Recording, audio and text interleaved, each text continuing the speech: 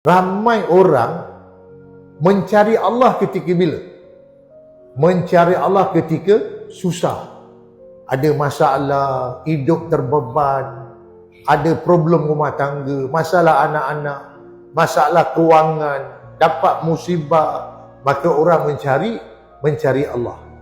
Orang akan ingat Allah. Itu yang mula semayang, hajat, doa, baca Yasin, minta orang doa. Ketika bila? Ketika orang terdesak.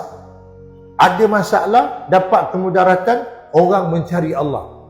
Tapi tak ramai orang yang mencari Allah ketika bila? Ketika senang, ketika lapang, ketika bahagia, ketika dia mewah, hidup senang lenang. Tak ramai orang mencari Allah. Dan inilah yang sebenar-benar berlaku. Ya, orang melupakan Allah Ta'ala. Bila kita ingat kepada Allah, Allah akan ingat kepada kita.